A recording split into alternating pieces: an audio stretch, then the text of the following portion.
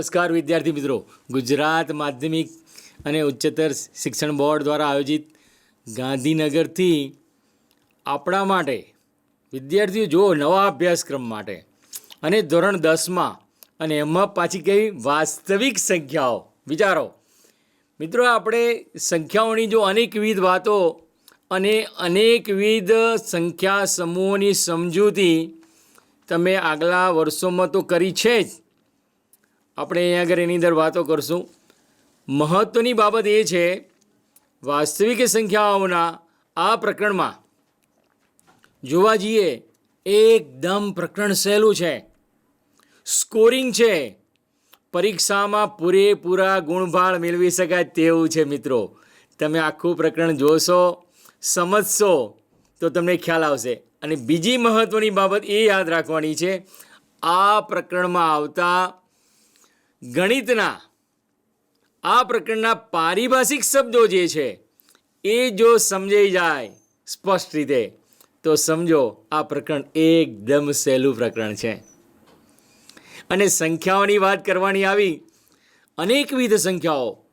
આટલા અભ્યાસક્રમ પાસ થયા પછી, અભ્યાસ કર્યા પછી ગણિતની અંદર તમે બધા સંખ્યા ગણો તો જાણો છો.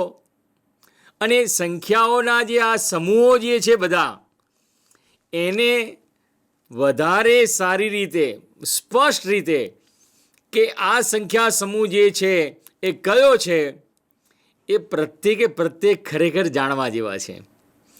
અને આપણે પ્રેઝન્ટેશનમાં જોઈશું ત્યારે તમને વધારે સ્પષ્ટ થશે કે ના, ખરેખર આ પ્રકરણ ઘણું સહેલું છે. જોઈએ આપણે પ્રેઝન્ટેશન. મિત્રો, સંખ્યા ગણો કયા કયા. તમને પ્રાકૃતિક સંખ્યાઓનો સમૂહ n, અને આ nની અંદર કયા કયા આવેલી છે સંખ્યાઓ? 1, 2, 3, 4 એવી અનંત સંખ્યાઓ આ સમૂહમાં આવેલી છે. અને પ્રાકૃતિક સંખ્યાઓનો સમૂહ n કીધો છે, એને અંગ્રેજીમાં કહેવાય છે set of natural numbers. Natural numbers, પૂર્ણાંક સંખ્યાઓ પાછી કેવી છે અહીં જુઓ, બધી જ ધન પૂર્ણાંક. જીરોનો સમાવેશ અંદર થયેલો નથી. એટલે પૂર્ણાંક પૂર્ણ હોય તેવી સૌથી નાની સંખ્યા અહીંયા આગળ આ ગણમાં પ્રાકૃતિક સંખ્યાઓના સમૂહની અંદર 1, 2, 3, 4 થી અનંત સંખ્યાઓ આવેલી છે અને એનો સમૂહ છે. આ ગણ પાછો સરવાળા માટે અને ગુણાકાર માટે સમૃદ્ધ છે. મિત્રો, તમને એમ થાય આ વિશેષ રીતે જાણવા જેવી બાબત એટલા માટે કહી રહ્યો છું, પ્રાકૃતિક સંખ્યાના સમૂહમાંથી કોઈ પણ બે સંખ્યા લઈ લો. દાખલા તરીકે 5 અને 7 લીધી છે, બંનેનો સરવાળો કરો તો 5 અને 7નો સરવાળો કરશો મિત્રો તો 7 + 5 કેટલી થઈ ગઈ? 12 સંખ્યા છે. અને એ 12 સંખ્યા શામાં આવેલી છે? પ્રાકૃતિક સંખ્યાના સમૂહમાં આવેલી છે. માટે આવી અનેકવિધ પ્રાકૃતિક સંખ્યાઓ બે પસંદ કરો, તેના વચ્ચે ગાણિતિક ક્રિયા સરવાળાની ક્રિયા કરીએ. એટલે કે દ્વિક ક્રિયા કરતાં જે સરવાળો મળે છે એ સરવાળો પણ શામાં આવેલો છે? પ્રાકૃતિક સંખ્યાના સમૂહમાં આવેલો છે. માટે આ સરવાળાની ક્રિયા માટે પ્રાકૃતિક સંખ્યાઓનો સમૂહ સમૃદ્ધ છે. તે જ રીતે ગુણાકાર માટે પણ સમૃદ્ધ છે. 2 અને 3 સંખ્યા લો અને ગુણાકારની ક્રિયા કરો તો 2 ગુણાકારમાં 3 તો 2 તરીને કેટલા થઈ ગયા મિત્રો? 6 થઈ ગયા. અને આ 6 સંખ્યા જે છે પ્રાકૃતિક સંખ્યાઓનો જે સમૂહ છે, n set of natural numbers જે કેપિટલ N વડે દર્શાવીએ છીએ, એની અંદર 6 સંખ્યા આવેલી છે. આવી અનેકવિધ બે સંખ્યાઓ લઈને ગુણાકારની ક્રિયા કરવાથી જે જવાબ આપણને પ્રાપ્ત થાય છે એ સંખ્યા પણ આ પ્રાકૃતિક સંખ્યાઓના સમૂહમાં રહેલી છે. માટે આ પ્રાકૃતિક સંખ્યાઓનો સમૂહ સરવાળાની ક્રિયા અને ગુણાકારની ક્રિયા માટે કેવો છે? સમૃદ્ધ છે. સમજાય છે મિત્રો? બીજું આગળ જોઈએ. મિત્રો, એના પછીનો જે ગણ છે પૂર્ણ સંખ્યાઓનો સમૂહ. જો અહીંયા આગળ ગણ એનમાં જીરોનો સમાવેશ નહોતો. પૂર્ણ સંખ્યાઓનો સમૂહ 0, 1, 2, 3 અને 4. એટલે કે શૂન્ય જે છે પૂર્ણ સંખ્યાના સમૂહમાં સમાવેશ કરેલો છે. શૂન્યને સૌથી નાની સંખ્યા અહીંયા શૂન્ય છે. આ સમૂહ પણ સરવાળાની ક્રિયા અને ગુણાકારની ક્રિયા માટે કેવો છે? સમૃદ્ધ છે. મિત્રો, આ બહુ મહત્વની બાબત સમજવા જેવી છે. ગમે તે બે સંખ્યા, આ પૂર્ણ સંખ્યાઓનો સમૂહ છે કે whole numbers, set of whole numbers. અંગ્રેજીમાં કહેવાય છે હોલ એટલે પૂર્ણ. સેટ ઓફ હોલ નંબર્સ એટલે કે પૂર્ણ સંખ્યાઓનો જે સમૂહ જે છે W, એમાંથી કોઈ પણ બે સંખ્યા પસંદ કરી કે 3 અને 4 પસંદ કરી અને બંને સંખ્યાનો સરવાળો કરીએ તો 3 + 4 કે 3 + 4 = 7. 7 શામાં આવેલી છે? પૂર્ણ સંખ્યાઓનો સમૂહ Wમાં આવેલી છે. માટે આવી અનેકવિધ સંખ્યાઓનો સરવાળો કરીશું. મળતી સંખ્યા પાછી શામાં મળશે? પૂર્ણ સંખ્યાઓના સમૂહમાં જ મળશે. માટે આ સમૂહ, પૂર્ણ સંખ્યાઓનો સમૂહ સરવાળાની ક્રિયા માટે સમૃદ્ધ છે. જોયું મિત્રો? ગુણાકારની ક્રિયા કરીએ. 10 અને 5 લઈ લો, બંને વચ્ચે ગુણાકાર. 10 ગુણાકાર 5, 10 × 5 એટલે કેટલા થઈ ગયા? 50 થઈ ગયા મિત્રો. અને 50 પણ શામાં આવેલું છે? પૂર્ણ સંખ્યાના સમૂહમાં આવેલું છે. માટે આવી રીતે પણ અનેકવિધ સંખ્યાઓ પૂર્ણ સંખ્યાના સમૂહમાંથી પસંદ કરી ગુણાકાર કરીશું. મળતો જવાબ જે છે એ પણ બી પૂર્ણ સંખ્યાના સમૂહમાં જ મળવાનો છે. માટે પૂર્ણ સંખ્યાનો સમૂહ સરવાળા અને ગુણાકારની ક્રિયા વિશે સમૃદ્ધ છે. મિત્રો, જોયું? અહીંયા આગળ તમે ખાસ માર્ક કરવા જેવું છે. અહીં આગળ આવી કેટલી વિવિધતા સંદર્ભ ઘણા બધા મુદ્દાઓ અહીંયા આગળ આપણે આ સંખ્યા ગણો જે છે, આ સંખ્યા ગણોને આપણે યાદ રાખીશું હંમેશ. કારણ કે ઉચ્ચ અભ્યાસક્રમમાં પણ એક યા બીજા સ્વરૂપે આ સંખ્યા ગણો આપણને ખૂબ જ ઉપયોગી છે. અને પાયાકીય જોવા જઈએ તો W ને શું કહેવાય? સેટ ઓફ હોલ નંબર્સ, પૂર્ણ સંખ્યાઓનો સમૂહ કહીશું. ફરી વખત રિપીટ કરું, N ને શું કહેવાય મિત્રો? પ્રાકૃતિક સંખ્યાઓનો સમૂહ એટલે કે સેટ ઓફ નેચરલ નંબર્સ. એટલે કે પ્રાકૃતિક સંખ્યાઓનો સમૂહ છે એને N વડે, પૂર્ણ સંખ્યાઓનો સમૂહ છે એને W વડે દર્શાવાય છે. આ બંને ગણો સરવાળાની ક્રિયા અને ગુણાકારની ક્રિયા વિશે કેવો છે? સમૃદ્ધ છે. અને સમૃદ્ધ કેમ છે એ પણ બી મેં તમને સમજ આપી. સમજાય છે ને મિત્રો? નહીં યાદ રહે તો ક્યારેક આ સમૃદ્ધ છે એ પણ બી બહુ મહત્વની બાબત છે. અને વિચાર કરજો કે આ બધા સંખ્યા સમૂહો જે છે એની પણ એક રસપ્રદ વાત કરું કે તમને પ્રશ્ન થશે, કોણે શોધ્યા? ક્યારે આ પ્રાકૃતિક સંખ્યાના સમૂહ વિશે સૌ પ્રથમ કોણે એની વાત કરી? કેટલી રસપ્રદ બાબત છે ને, તમને નવાઈ લાગશે. ઇજિપ્તના પિરામિડો જે છે એની અંદર જીપ્સી પિયાનો નામના ગણિતશાસ્ત્રીએ, મહાન ગણિતશાસ્ત્રી કહીશું, એણે આ પ્રાકૃતિક સંખ્યાના સમૂહ વિશે સૌ પ્રથમવાર સમજૂતી આપી. સૌ પ્રથમવાર એણે કાઉન્ટિંગ કર્યું. વિચાર કરો. અને આ બધા સંખ્યા સમૂહોની કેમ આવશ્યકતા પડી એટલા માટે હું સમૃદ્ધતાનો ગુણધર્મ તમને સમજાવી રહ્યો છું. પૂર્ણ સંખ્યાના સમૂહ પણ કેવો છે? સરવાળા અને ગુણાકારની ક્રિયા માટે સમૃદ્ધ છે. પ્રાકૃતિક સંખ્યાઓનો સમૂહ જે છે એ પણ બી સરવાળા અને ગુણાકારની ક્રિયા માટે સમૃદ્ધ છે. એનાથી આગળ એક સમૂહ આપણે જોઈશું, તમને ખ્યાલ આવશે. જોઈએ આપણે બીજો એક સમૂહ, એ જે છે પૂર્ણાંક સંખ્યાઓનો સમૂહ. એને Z વડે દર્શાવાય છે. જોયું મિત્રો? અને આ Z ગણમાં શું આવેલું છે? શૂન્ય તો આવેલો છે જ. જો શૂન્ય છે, એની જમણી બાજુની બધી જ ધન પૂર્ણાંક સંખ્યાઓ અનંત સુધી આવેલી છે. એ જ રીતે શૂન્યની ડાબી બાજુએ -1 -2 આવી અનંત સંખ્યાઓ ઋણ પૂર્ણાંક સંખ્યાઓ પણ આવેલી છે. એટલે કે શૂન્ય જમણી બાજુની બધી ધન પૂર્ણાંક સંખ્યાઓ અને શૂન્યની ડાબી બાજુની બધી ઋણ પૂર્ણાંક સંખ્યાઓનો ગણ ઝેડમાં એટલે કે પૂર્ણાંક સંખ્યાઓ એને કહેવાય છે integers number, set of integers number. પૂર્ણાંક સંખ્યાઓનો જે સમૂહ ઝેડ છે એની અંદર શૂન્ય ધન પૂર્ણાંક સંખ્યાઓ અને ઋણ પૂર્ણાંક સંખ્યાઓનો સમાવેશ થાય છે. અને આ જે છે સમૂહ એ સરવાળાની ક્રિયા, ગુણાકારની ક્રિયા માટે તો સમૃદ્ધ છે જ, પણ સાથે સાથે બાદબાકીની ક્રિયા માટે પણ સમૃદ્ધ છે. તમે જુઓ, 4માંથી 1 બાદ કરો, મોટી સંખ્યા ધન છે, નાની સંખ્યા 1 છે, સમજો -4 -1 એટલે 3 મળશે. એ 3 સંખ્યા પણ આ સમૂહમાં આવેલી છે. પણ 1 - 4 કરશું તો -3 મળશે. એ -3 પણ આ સમૂહમાં આવેલી છે. આ અનંતતાનું ચિહ્ન છે.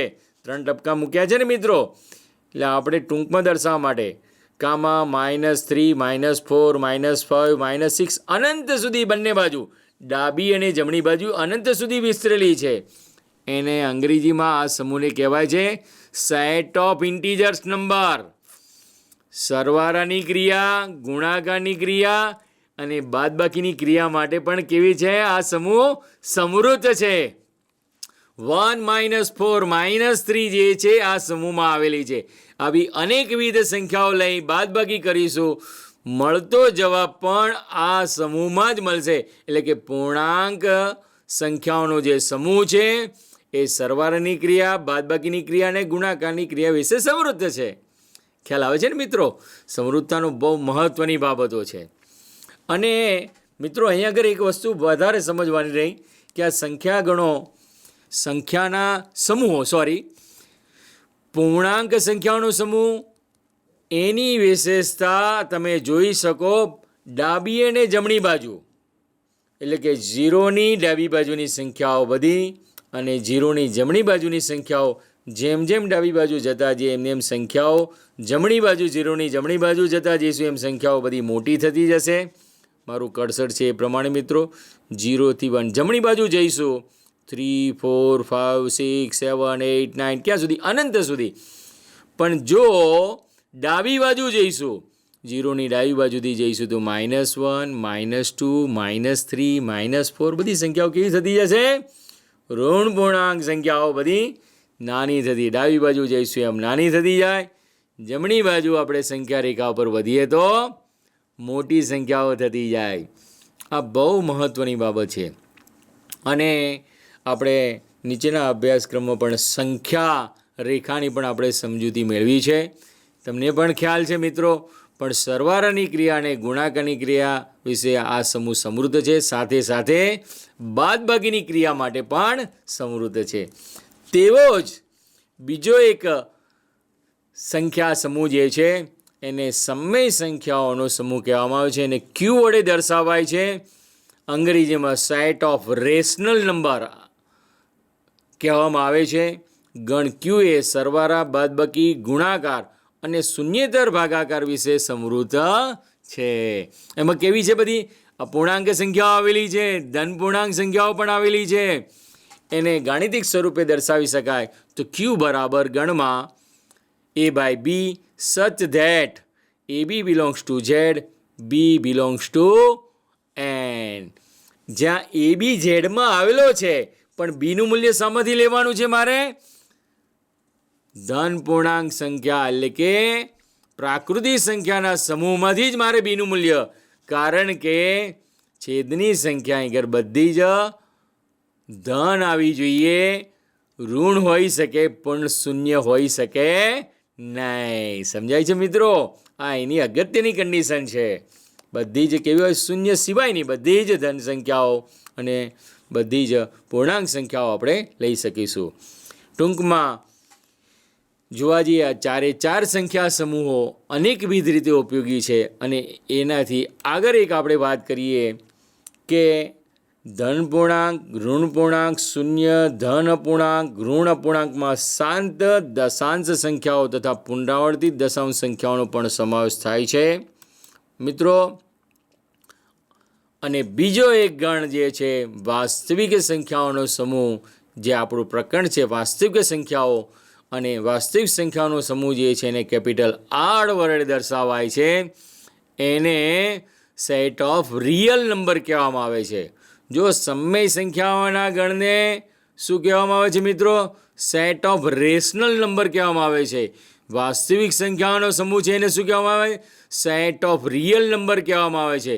ગણ આર એ સરવાળા, બાદબાકી, ગુણાકાર, શૂન્યેતર ભાગાકાર માટે પણ વિશેષ રીતે સમૃદ્ધ છે.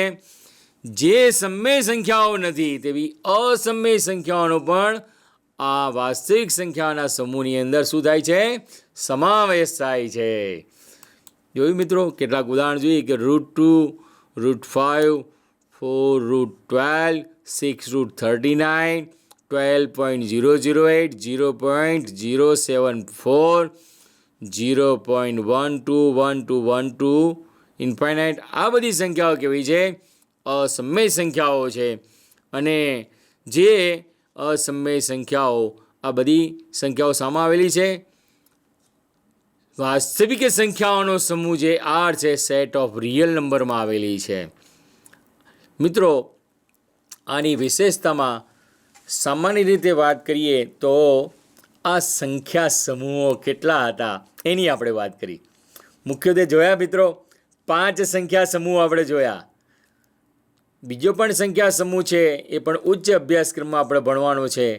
એને ખાલી નિર્દેશિત કરી શકો કે એને સંકર સંખ્યાઓનો સમૂહ કહેવામાં આવે છે. Set of complex number. ધોરણ 11 સાયન્સ વગેરેમાં તમે ભણશો, ઉચ્ચ અભ્યાસમાં પણ તમને ઉપયોગ થશે. પણ આપણા અભ્યાસક્રમમાં એન, ડબલ્યુ, ઝેડ, ક્યુ અને આર આ શું છે? જ્યારે લખેલું હોય ત્યારે આપણને ખ્યાલ આવી જવો જોઈએ મિત્રો. જોયું? તો આપણને ખ્યાલ આવે કે આ સંખ્યા કયા સમૂહમાં આવેલી છે. દાખલા તરીકે 7 સંખ્યા લીધી હોય તો 7 સંખ્યા કઈ છે? જોવા જઈએ તો પ્રાકૃતિક સંખ્યાઓનો જે સમૂહ છે એમાં આવેલી છે. પૂર્ણ સંખ્યાઓનો સમૂહ છે એમાં પણ આવેલી છે. પૂર્ણાંક સંખ્યાઓનો સમૂહ છે એમાં પણ આવેલી છે. સમય સંખ્યાઓનો સમૂહ છે એમાં પણ આવેલી છે. અને વાસ્તવિક સંખ્યાઓનો સમૂહ છે એમાં પણ આવેલી છે. જોયું મિત્રો? એટલે જે તે સંખ્યા સંદર્ભે પણ તમને ખ્યાલ આવી જશે કે આ સંખ્યા આ સમૂહમાં આવેલી છે. હવે √3 કીધા હોય, વર્ગમૂળમાં 3 કીધા હોય તો એ પ્રાકૃતિક સંખ્યાના સમૂહમાં આવેલી નથી. એ પૂર્ણ સંખ્યાના સમૂહમાં આવેલી નથી. પૂર્ણાંક સંખ્યાના સમૂહમાં આવેલી નથી. સમય સંખ્યાના સમૂહમાં આવેલી નથી. કારણ કે √3 અસમય સંખ્યા છે, એ વાસ્તવિક સંખ્યાઓના સમૂહમાં જ આવેલી છે. તમને પ્રશ્ન એમ થશે કે સર, આપણે વાસ્તવિક સંખ્યાના સમૂહની અંદર અસમય સંખ્યાઓ મારે સરળતાથી મેળવી હોય તો તમને કી આપું. જો, બહુ સરળતાથી 1 થી 100 સંખ્યા લો અને બધી સંખ્યાનું વર્ગમૂળ મેળવો. બધી સંખ્યાઓનું સરળતાથી વર્ગમૂળ મળશે ખરું મિત્રો? ના, પૂર્ણ વર્ગ સંખ્યા હશે એનું વર્ગમૂળ મળશે. બાકીની સંખ્યાનું સરળતાથી વર્ગમૂળ મળશે નહીં. તો જે સંખ્યાઓ જે છે, આપણે ક્રમશઃ ખાલી 10 લઈએ. ચાલો, નાના ઉદાહરણમાં 10 સંખ્યાનું વર્ગમૂળ લઈએ તો પૂર્ણવર્ગ સંખ્યા 1નું વર્ગમૂળ 1 પૂર્ણવર્ગ સંખ્યા છે. સમય સંખ્યા √2 લઈએ તો √2નું શું થશે? સરળતાથી વર્ગમૂળ નહીં નીકળે. અસમય સંખ્યા √3 અસમય સંખ્યા. √4 4નું વર્ગમૂળ 2 થાય માટે સમય સંખ્યા. √5 અસમય સંખ્યા. √6 અસમય સંખ્યા. √7 અસમય સંખ્યા. √8 2√2 અસમય સંખ્યા. √9 વર્ગમૂળમાં 9 એ 3 સમય સંખ્યા થશે. અને √10 અસમય સંખ્યા થશે. જોયું કેટલું સરળતાથી આપણે મેળવી લીધું. વર્ગમૂળની વાત કરીએ એવી રીતે ઘનમૂળ લો તો પણ બી તમને સ્પષ્ટ થઈ જશે. ઘનમૂળમાં 1 તો 1, એ સમય સંખ્યા જ રહેવાની કે તટસ્થ સંખ્યા તરીકે આપણે લઈએ છીએ. ઘનમૂળમાં 2 એ પણ બી અસમય સંખ્યા, ઘનમૂળમાં 3 અસમય, ઘનમૂળમાં 4 અસમય, ઘનમૂળ કીધું છે. ઘનમૂળમાં 5 અસમય સંખ્યા, ઘનમૂળમાં 6 અસમય સંખ્યા, ઘનમૂળમાં 7 પણ અસમય સંખ્યા, ઘનમૂળમાં 8 એટલે 2 પર 3 ઘાત એટલે ઘનમૂળમાં 8 બરાબર 2 થાય, એ સમય સંખ્યા થશે. ઘનમૂળમાં 9 અસમય સંખ્યા, ઘનમૂળમાં 10 અસમય સંખ્યા. એટલે સરળતાથી જો આપણે જોવું હોય તો 1 થી 10 નાના યુનિટના ક્રમની અંદર આપણે જોવા જઈએ તો વર્ગમૂળ અને ઘનમૂળ લેતા જેનું સરળતાથી વર્ગમૂળ નીકળી જતું છે, આ બધી કેવી સંખ્યાઓ થશે? સમય સંખ્યાઓ થશે. જેનું ઘનમૂળ સરળતાથી નીકળી જતું છે બધી સમય સંખ્યાઓ થશે. બાકીની સંખ્યાઓ કેવી થશે? અસમય સંખ્યાઓ થશે. આપણને એટલું સ્પષ્ટ થઈ ગયું, આને અસમય સંખ્યા કહેવાય. √3 જે છે એ અસમય સંખ્યા છે. એવી રીતે 1.007 એટલે કે 1.007 1 પોઈન્ટ પછી 2 0 અને 7 એટલે કે 1 દશાંશના ચિહ્ન પછી 2 શૂન્ય અને 7. તમે સમજો, એકમના સ્થાને 7, દશકના સ્થાને 0 છે, 100ના સ્થાને પણ 0 છે, અને શું મૂકેલું છે?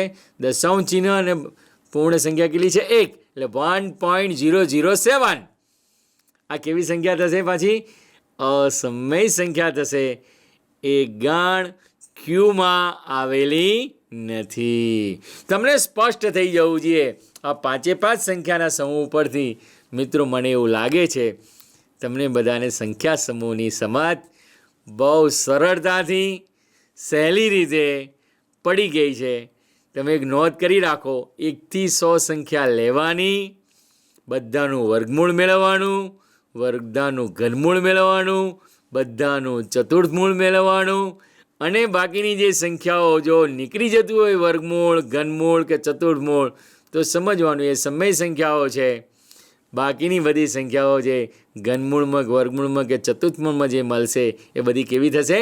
અસમય સંખ્યાઓ થશે. સમજાય છે મિત્રો? આ એક સમજ માટે મિત્રો ક્રમશઃ આપણે યાદ રાખવાનું રહ્યું કે વાસ્તવિક સંખ્યાઓનો જે સમૂહ છે એને વ્યાપકતાના અનુસંધાનમાં સૌથી મોટો સમૂહ કહીશું, કારણ કે પ્રાકૃતિક સંખ્યાની તમામ સંખ્યાઓ બધી પૂર્ણ સંખ્યાના સમૂહમાં છે. કારણ કે પૂર્ણ સંખ્યામાં શૂન્યનો વધારે સમાવેશ કરો છે, બાકીની બધી જ પ્રાકૃતિક સંખ્યાઓના સમૂહની બધી સંખ્યાઓ આવી ગઈ છે. એ જ રીતે પૂર્ણ સંખ્યાની તમામ સંખ્યાઓ પૂર્ણાંક સંખ્યાઓના સમૂહ આવેલી છે, એમાં ઋણ પૂર્ણાંક સંખ્યાઓનો સમાવેશ થયો છે. તે જ રીતે અપૂર્ણાંક સંખ્યાઓ 3/5, -3/5, -2/3, -1/100, આ બધી સંખ્યાઓ જે છે એ બધી સમય સંખ્યાઓ જે છે એ સંખ્યા સમૂહ જે છે સમય સંખ્યાઓનો સમૂહ ક્યુમાં આવેલી છે. અને પૂર્ણ ભાગાકાર તરીકે જોવા જઈએ, જેનું સરળતાથી નિશેષ પૂર્ણ ભાગી શકાય એવું ભાગાકાર ન મળતું હોય ત્યારે દશાંશ ચિહ્નવાળી જે સંખ્યા પુનરાવર્તિત અને પુનરાવર્તિત ન થતું ત્યારે આ બધી સંખ્યાઓ જે છે અસમય, સમય નથી તેવી બધી અસમય સંખ્યાઓ એ વાસ્તવિક સંખ્યાના સમૂહમાં આવેલી છે. મને લાગે છે બહુ જ મહત્ત્વની વાત આજે કહી શકાય કે આ સંખ્યા સમૂહો વિશેની સમજ પાકી દ્રઢ હોવી જોઈએ. મિત્રો, આ પાયાની બાબત છે. સમૃદ્ધતાના ગુણધર્મની પણ સમજ આપણને હોવી જ જોઈએ. એટલે આપણને સંખ્યા સમૂહ સરળતાથી સમજાઈ ગયા. મને એવું લાગે છે આગળ આપણે વધીએ, જોઈશું આ પ્રકરણમાં. અહીં કે તમે જુઓ, મહાન મેથેમેટિશિયન, ગ્રીક મેથેમેટિશિયન યુક્લિડ જેઓની આ ફોટોગ્રાફી છે. તમે જોશો આજે કેટલા વર્ષો પછી પણ યુક્લિડે આપેલી કેટલીક પદ્ધતિઓ, એમની શોધેલી કેટલીક વિગતો ગણિતમાં વૈશ્વિક સ્તરે આજે પ્રમુખ સ્થાને એનો ઉપયોગ થતો છે. હર હંમેશના પણ આપણે એમને યાદ પણ કરીએ છીએ. આગળ વધીએ મિત્રો. સામાન્ય રીતે આ પ્રકરણમાં યુક્લિડ ભાગ વિધિના સાબિત કરવાના કેટલાક દાખલાઓ છે. યુક્લિડ ભાગ વિધિથી ગુસા શોધો, યુક્લિડ ભાગ વિધિથી લસા પણ શોધો, અને યુક્લિડ ભાગ વિધિથી અવિભાજ્ય સંખ્યાઓના ગુણાકાર સ્વરૂપે દર્શાવો. આ બધા જ વધતા ઓછા પ્રમાણમાં એક્યા બીજા સ્વરૂપે ખૂબ સરળતાથી ઉદાહરણ સાથે ખૂબ સરસ મજાની રીતે આપણા નવા પાઠ્યપુસ્તકમાં પણ નિર્દેશિત થયેલું છે. આપણું પાઠ્યપુસ્તક જે ગુજરાત રાજ્ય માધ્યમિક અને ઉચ્ચતર માધ્યમિક શિક્ષણ બોર્ડ ગાંધીનગર દ્વારા પ્રકાશિત થયેલું જે ધોરણ 10નું જે પુસ્તક છે વાસ્તવિક સંખ્યાઓ, એની અંદર આપણે ક્રમશઃ જે તબક્કા વાઇઝ આ પ્રકરણ નંબર 1ની વાત કરી રહ્યા છીએ, ત્યારે બહુ મહત્ત્વની બાબત અંદર સ્પષ્ટ છે કે યુક્લિડની ભાગ વિધિથી તમે વિચાર કરો, ભાગ પ્રવિધિ આ બધી વસ્તુઓ જે ક્રિયા કીધી છે એ માત્ર તમે ક્રમશઃ જોશો તમને ખ્યાલ આવશે. એટલે કે આ તો સરળતાથી ભાગાકાર. કેટલા વર્ષો પહેલાં આ યુક્લિડે, આ મહાન ગણિતજ્ઞએ આ સરસ મજાની વિગતનું નિર્દેશન કર્યું હતું અને એને યાદ કરીએ છીએ. એને એક વિશેષ પદ્ધતિ પણ આપી છે. વ્યાપક સ્વરૂપની અંદર આપણે એનો ઉપયોગ આ પ્રકરણમાં એક્યા બીજા સ્વરૂપે સરળતાથી સંખ્યાઓના વિવિધ પ્રક્રિયાઓ સંદર્ભે ગુસા છે, લસા શોધવા માટે એનો ઉપયોગ આપણે કરવાના છીએ. જોઈએ આગળ મિત્રો. સમય સંખ્યાઓને શાંત દશાંશ સ્વરૂપે દર્શાવો. અસમય સંખ્યાઓ છે તેમ સાબિત કરો. એ પણ બી આ પ્રકરણમાં મહત્ત્વના મુદ્દાઓ રહેલા છે અને એને આપણે એકબીજા બીજા સ્વરૂપે આપણે સમજીશું. હવે એમ જોવા જઈએ તો યુક્લિડની ભાગ પ્રવિધિ એટલે શું? આપણને પ્રશ્ન આવો થાય, ઉદ્ભવે, સ્વાભાવિક છે કે એવું તો યુક્લિડે શું ભાગ પ્રવિધિ, એના નામ સાથે આ જોડાયેલી ભાગ પ્રવિધિ કીધી છે. સરળ સમજ એ છે કે કોઈ પણ ધન પૂર્ણાંક એને બીજા કોઈ ધન પૂર્ણાંક બી વડે ભાગવાથી ઋણ ન હોય તેવી શેષ આર મળે અને તે બી કરતાં નાની હોય છે. એને શું કહેવાય છે? યુક્લિડની ભાગ પ્રવિધિ કહે છે. અહીં લખ્યું છે આર ઇઝ લેસ ધેન બી. બહુ સાદી વાત કીધી છે કે કોઈ પણ ધન પૂર્ણાંક સંખ્યા એ છે ને બીજી કોઈ ધન પૂર્ણાંક સંખ્યા વડે આપણે બી વડે ભાગવાય છીએ. ભાગવાથી એની શેષ આર મળે છે અને એની જે શેષ મળે છે એ કેવી છે? ઋણ નથી. અને મળતી જે શેષ જે છે જેના વડે આપણે ભાગીએ છીએ એના કરતાં એ શેષ કેવી છે? નાની હોય. સ્વાભાવિક છે. ખ્યાલ આવે છે ને મિત્રો? આગળ વાત કરીએ. આ એક સરસ મજાનું ઉદાહરણ લઈ લઈએ તો તમને ખ્યાલ આવશે કે 123 છે એને 15 વડે આપણે ભાગાકાર કરીએ. તમે જુઓ, સિમ્પલ. 123 હતા એને 15 વડે ભાગ્યા. તો 15ના ઘડીઓ ગણતા 15 8 20 120 તે સમજો એટલે આપણને કેટલી શેષ મળી? અહીં 3 મળી. સામાન્ય રીતે મારું કર્સર છે એ પ્રમાણે ભાજ્ય બરાબર ભાજક ગુણાકારમાં ભાગફળ વત્તા શેષ થાય. એટલે 123 બરાબર 15 ગુણાકારમાં 8 વત્તા 3. 15 8 20 120 વત્તા 3 એટલે 123. એટલે ભાજ્ય 100 અહીં 23 છે, ભાજક અહીં 15 છે, ભાગફળ મારે 8 છે અને શેષ આર જે છે મારે 3 છે. અને એ જે 3 જે છે એ કેવી છે? આ 15 કરતાં નાના છે. આપણે હમણાં આગળ જોતા હતા ને, આર ઇઝ લેસ ધેન બી. એટલે જે આ શેષ જે છે આર અને જેના વડે આપણે ભાગીએ છીએ ભાજક જે છે એ 15 છે. એટલે કે 3 ઇઝ લેસ ધેન 15 જે આપણે નોંધ કરી શકીએ. મિત્રો ખ્યાલ આવે છે? માત્ર ને માત્ર યુક્લિડે તેની ભાગ પ્રવિધિની સમજ આ રીતે નિર્દેશિત કરી છે અને એને વ્યાપક સ્વરૂપે લીધી. મિત્રો ભાગાકાર પણ વ્યાપક સ્વરૂપે, ગમે તેટલો મોટો ભાગાકાર ન હોય, યુક્લિડે વિશેષતા સંદર્ભે એની વ્યાપક સ્વરૂપનું નિર્દેશન કર્યું અને સરસ રીતે નિર્દેશિત કરીને આપણે સમજાવ્યું છે. ફરી વખત આપણે સમજીએ જેથી કરીને ધ્યાન પડે. 123ને 15 વડે ભાગીએ છીએ, ભાગાકાર કરતાં ભાજ્ય 123 થશે. 15 8 20 મને 123માંથી 120 બાદ કરશું એટલે મને 3 શેષ મળશે.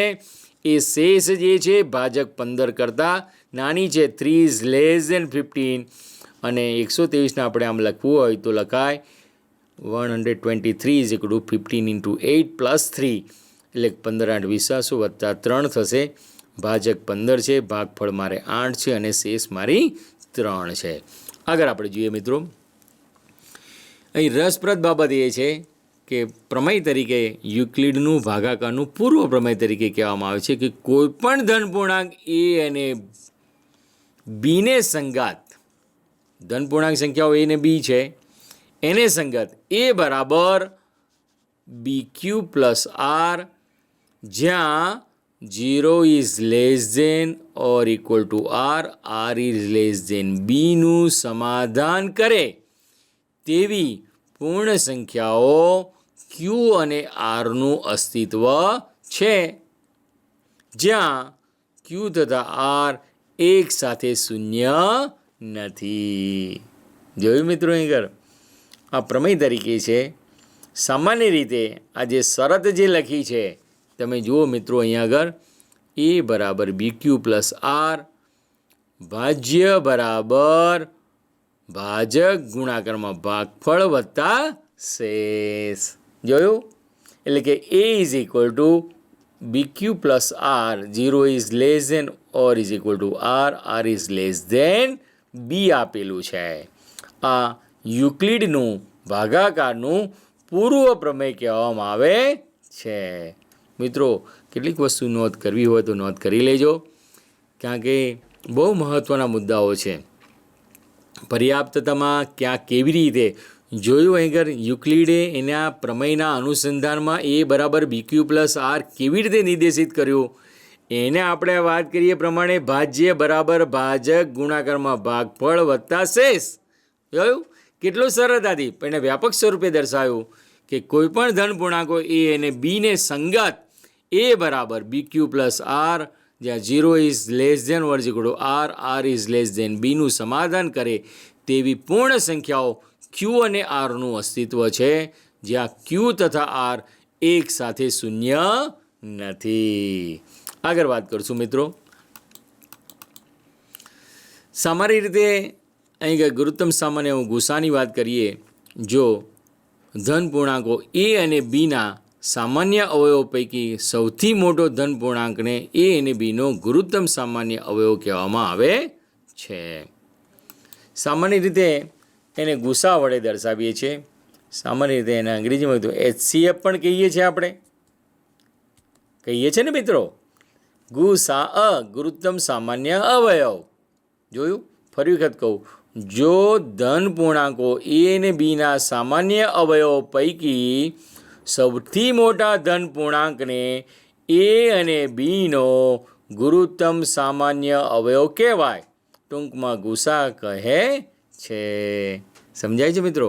આગળ વાત કરશું મિત્રો એની સમજૂતીમાં.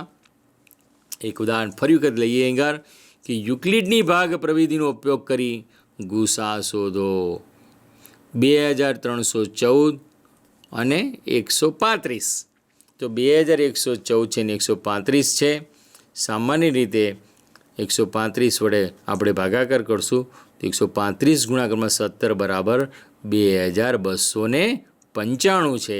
બાદબાકી કરતાં આપણને 19 મળશે. ટૂંકમાં 2314 બરાબર 135 ગુણાકારમાં 17 બરાબર વત્તા કેવા થશે 19. અહીં આગળ શેષ 19 છે. જોયું? પ્રક્રિયામાં તમે જુઓ, જે શેષ છે એના વડે શું કરવાનું છે? ભાજકને ભાગવાના છે. 135ને 19 વડે ભાગશું, 19 છતાં 133 ભાગાકાર કરશું તો આપણને 2 મળશે. અને 135 બરાબર 19 ગુણાકારમાં 7 વત્તા 2. સામાન્ય રીતે 19ને આપણે 2 વડે ભાગીશું તો 2 નવા 18, 19માંથી 18 બાદ થશે એટલે 1 મળશે. 19 બરાબર 2 ગુણાકારમાં 9 વત્તા 1 મળશે આપણને. ટૂંકમાં એ ભાજ્ય બરાબર ભાજક ગુણાકારમાં ભાગફળ વત્તા શેષ મળશે. આગળ વાત કરીએ 2 વડે. શેષ આપણી 1 છે, 1 2 2 બાદબાકી કરશું એટલે 0 મળશે. ટૂંકમાં 2 ઇક્વલ ટુ 1 ઇન્ટુ 2 પ્લસ 0 આપણને મળશે. શેષ આર બરાબર 0 મળે છે. આગળ પ્રક્રિયા કરી નથી શકતા, માટે 2314 અને 135નો ગુસા કેટલો છે? છેલ્લે ભાગાકાર કેટલા વડે ભાજક વડે કર્યું હતું? 1 વડે, તો 1 છે. માટે ગુસા બરાબર 2314 અને 135નો ગુસા કેવો થશે? 1 થશે. જોયું મિત્રો? કેટલું રસપ્રદ બાબત છે ને?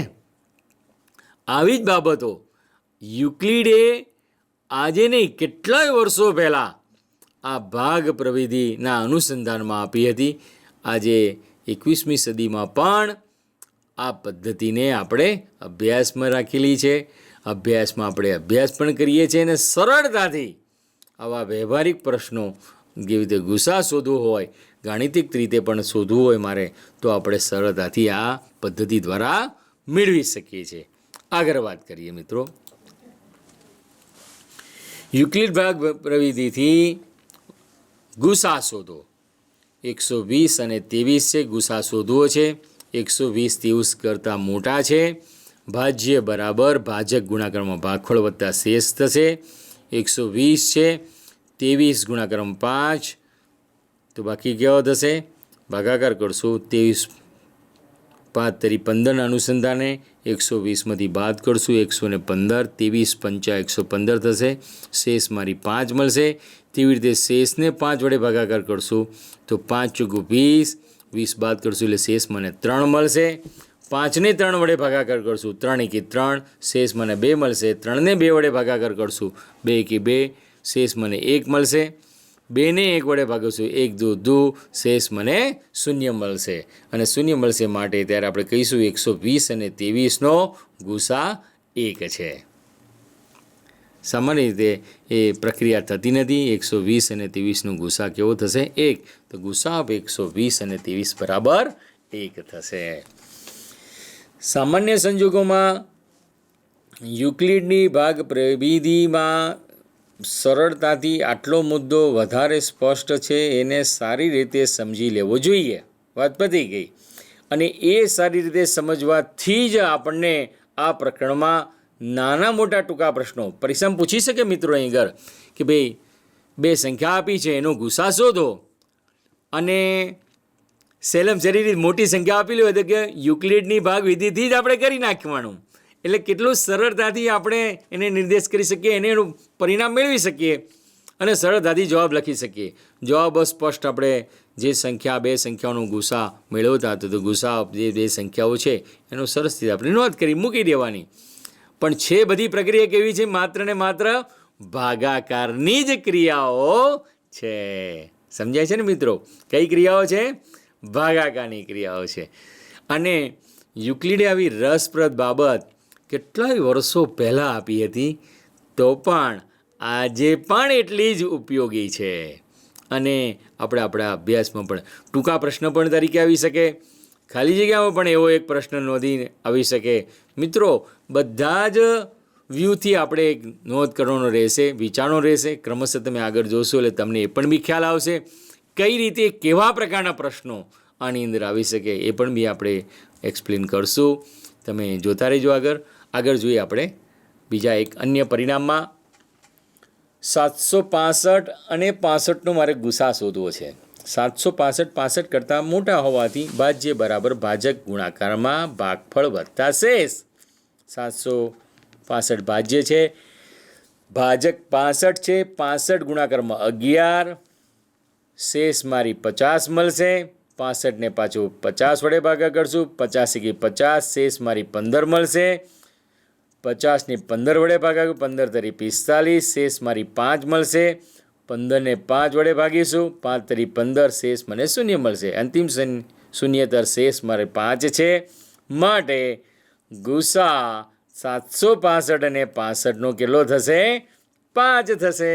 જોયું મિત્રો કેટલું સહેલું છે.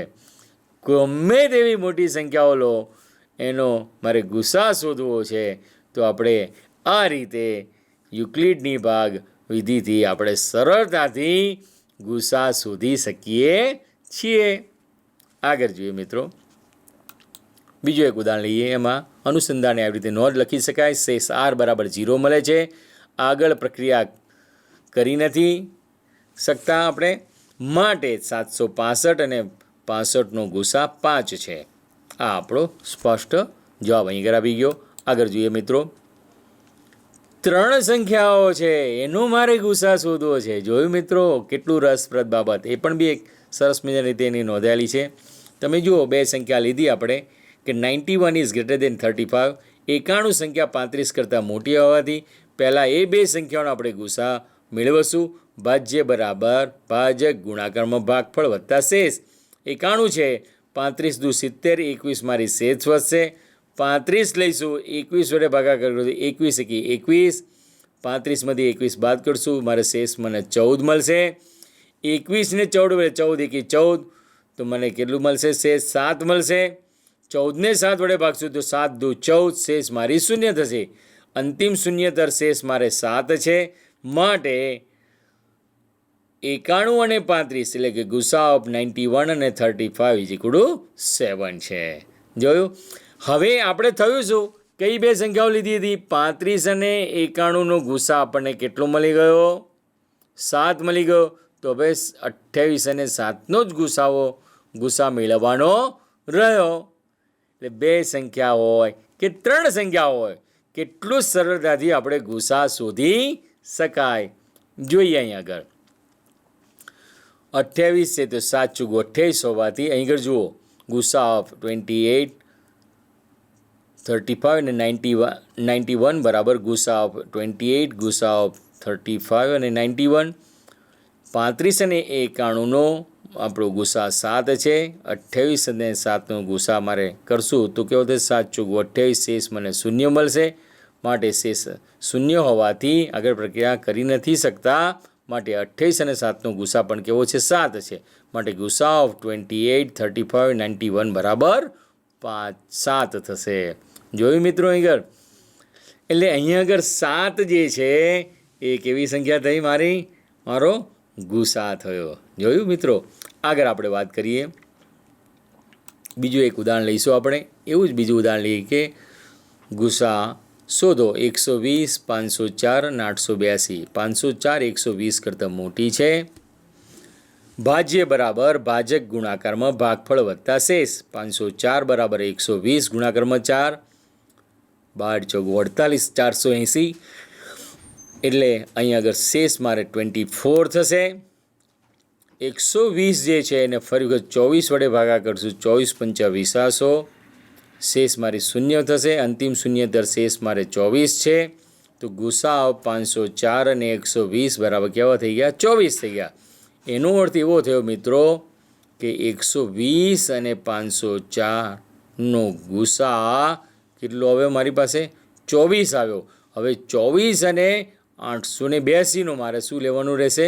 ગુસા લેવાનો હોય. તો અંતિમ શૂન્યતર શેષ 6 છે. એટલે અહીં આગળ કેવો થશે? 24 અને 882 બરાબર મારે 6 થશે.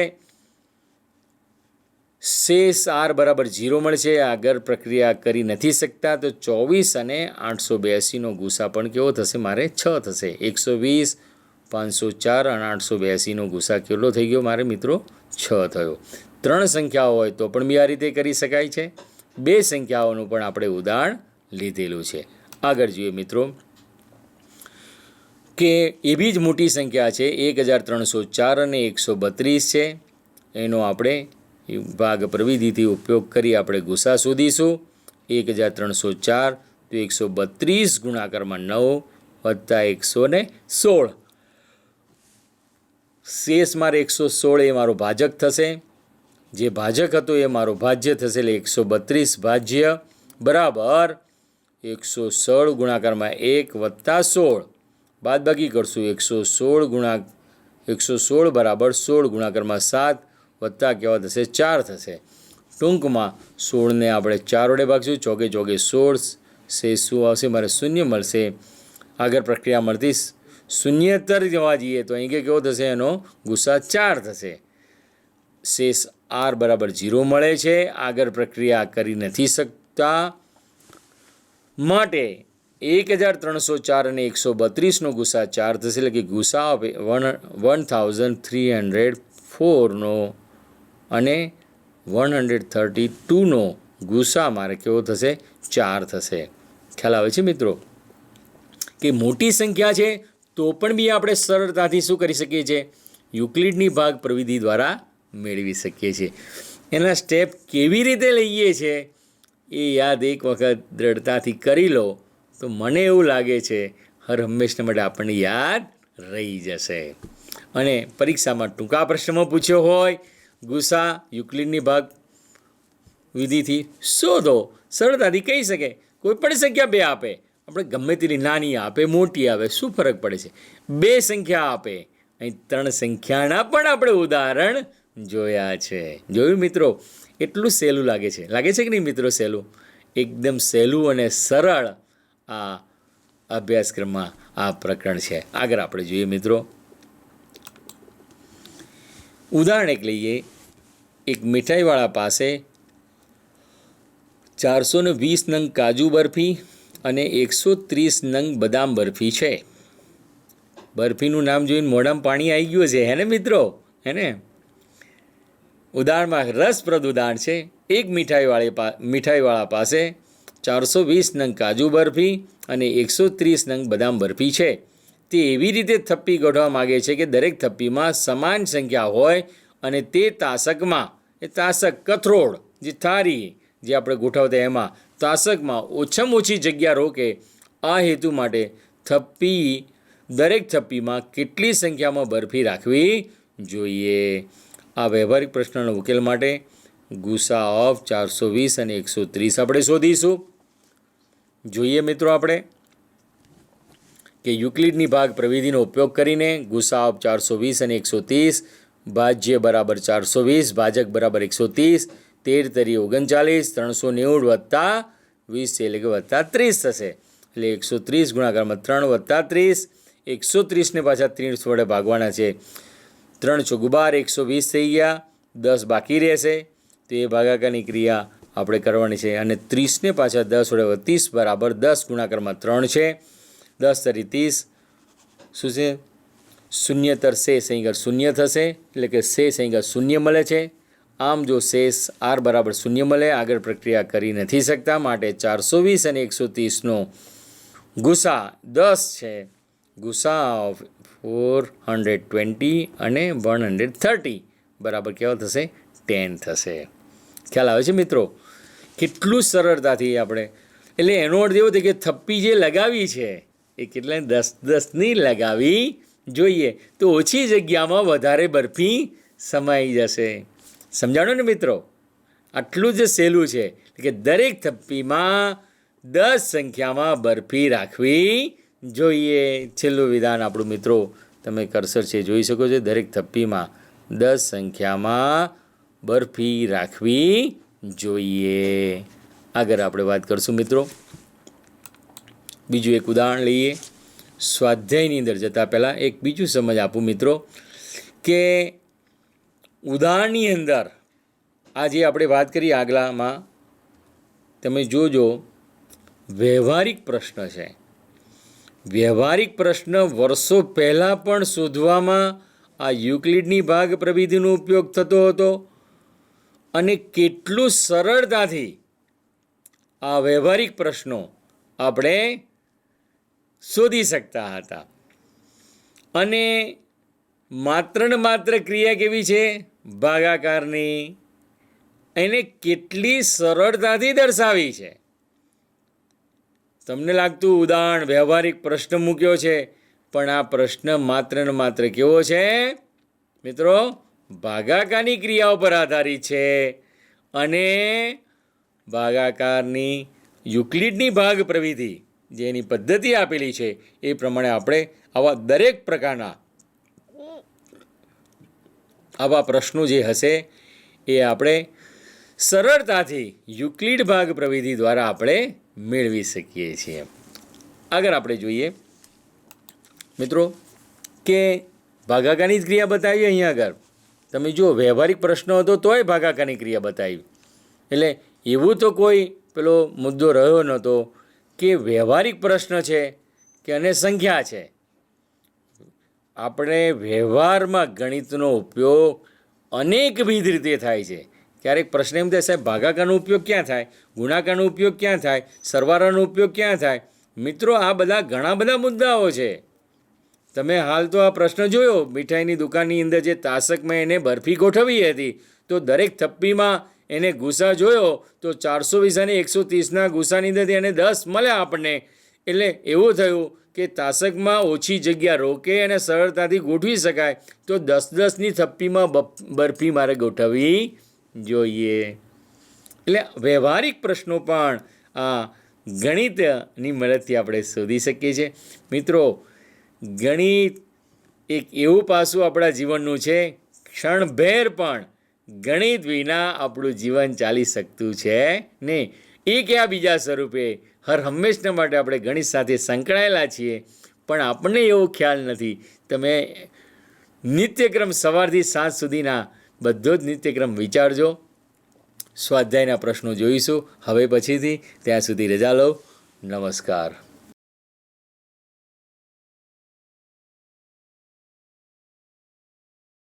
21મી સદી આપણને કારકિર્દીની અનંત તક આપે છે. જે વિદ્યાર્થીઓ 10મા ધોરણ પછી શું કરવું, કઈ કારકિર્દી પસંદ કરવી એવી મૂંઝવણમાં હોય, તેઓ પોતાના રુચિની ક્ષમતાના આધારે ઘણા બધા ક્ષેત્રમાં કારકિર્દી બનાવી શકે છે. આવું એક ક્ષેત્ર છે કૃષિ. ચાલો જાણીએ આ ક્ષેત્ર વિશે અને આ ક્ષેત્રમાં કારકિર્દીની વિવિધ તક વિશે. કૃષિ એ ભારતીય અર્થતંત્રમાં સૌથી મહત્વપૂર્ણ ક્ષેત્ર છે. એટલે જ આજના સાયન્સ અને ટેકનોલોજીના યુગમાં કૃષિ તરફના આધુનિક અભિગમને અપનાવવો જરૂરી છે. સતત સંશોધન અને નવીનતાઓએ આ ક્ષેત્રે અસંખ્ય કારકિર્દીની તક ખોલી છે, જેમ કે બાગાયત, પુષ્પ વિકાસ, ફિશરી, ફોરેસ્ટ્રી, કૃષિ બાયોટેકનોલોજી, પશુપાલન વગેરે. 10મા ધોરણ પછી કૃષિમાં અભ્યાસ કરવા કૃષિમાં ડિપ્લોમા અથવા ઉચ્ચતર માધ્યમિક પ્રમાણપત્ર કોર્સ ઉપલબ્ધ છે.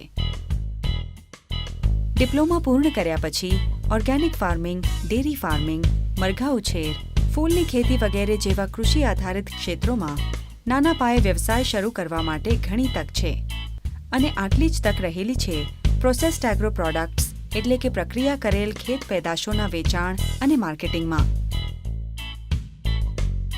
કૃષિ ક્ષેત્રના ઊંડાણથી અભ્યાસમાં રુચિ ધરાવતા વિદ્યાર્થીઓ માટે 12મા ધોરણ પછી ઉચ્ચ શિક્ષણ માટેની ઘણી તક હોય છે.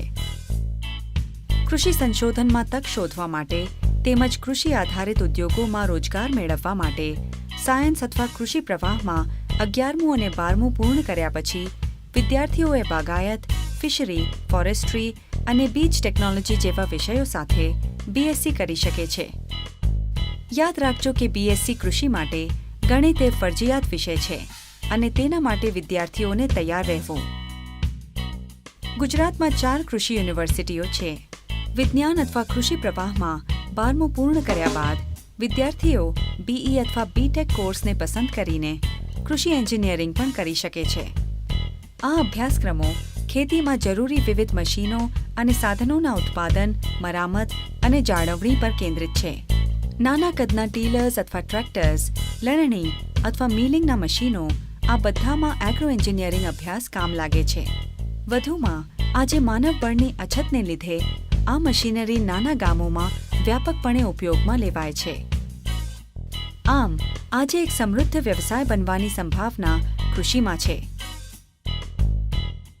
કૃષિમાં કારકિર્દી બનાવવા માટે પ્રકૃતિ અને પર્યાવરણ પ્રત્યે ઊંડો પ્રેમ અને આદર હોવો જરૂરી છે. કૃષિમાં કારકિર્દી ઘણીવાર ઓછી મોહક અને વધુ શ્રમવાળી હોવાનું માનવામાં આવે છે. જો કે આજના યુગમાં યોગ્ય શિક્ષણ અને આધુનિક ટેકનોલોજી અપનાવવાથી આ ક્ષેત્ર ઘણી વૈવિધ્યસભર કારકિર્દીની તક આપી શકે છે. આ ક્ષેત્રમાં ઉપલબ્ધ રુચિ, ક્ષમતા અને અસંખ્ય તકના આધારે તમારા સપનાની કારકિર્દી પસંદ કરવાનું શક્ય છે.